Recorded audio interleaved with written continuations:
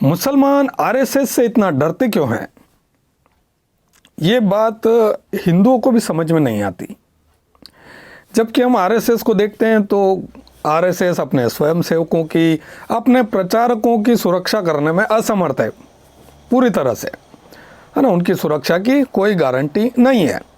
RSS वाले भी इस बात को समझते हैं कि अंदर कितना खोखलापन है, लेकिन फिर भी मुसलमान डरते हैं, है ना। मुसलमान बोलते हैं आरएसएस सबसे बड़ा आतंकवादी संगठन है, आरएसएस वाले आतंकवादी हैं, ये भगवा आतंकी और फला ढिमका, है ना। और ये बहुत बड़ा एक पॉलिटिकल पॉइंट होता है मुसलमानों के लिए कि आरएसएस मतलब एक आतंकवादी संगठन है। जबकि हिंदुओं को पता है कि, है ना तो ये कोई आतंकवादी संगठन है और न ये अपने स्वयंसेवकों, अपने कार्यकर्ताओं की रक्षा करने में समर्थ है। मतलब इतना खोखलापन है, तो फिर मुसलमान क्यों डरते हैं?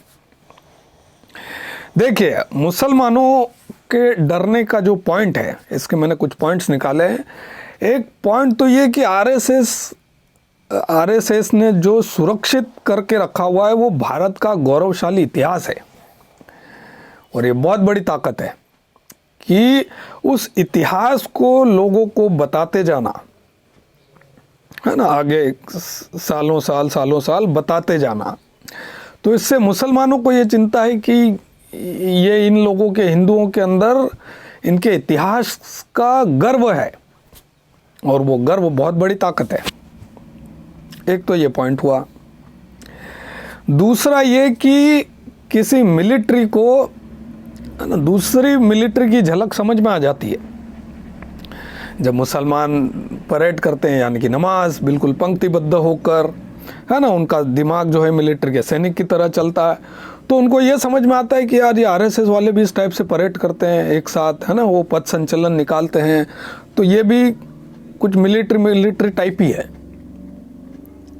आरएसएस वालों को भी ये बात नहीं पता है। इनको पता है कि ये लोग डरपोक होते हैं, लेकिन वो डर का क्या कॉन्सेप्ट है ये आरएसएस वालों को नहीं समझ में आता।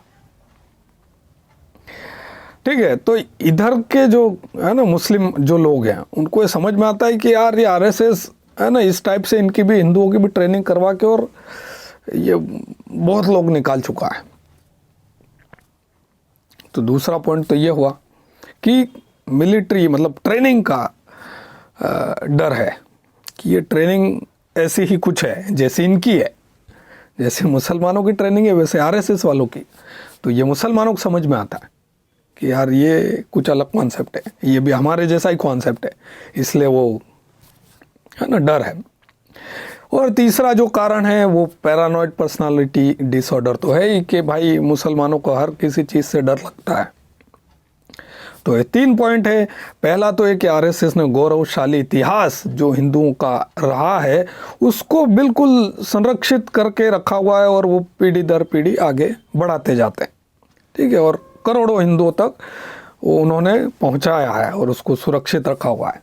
गौरवशाली इतिहास।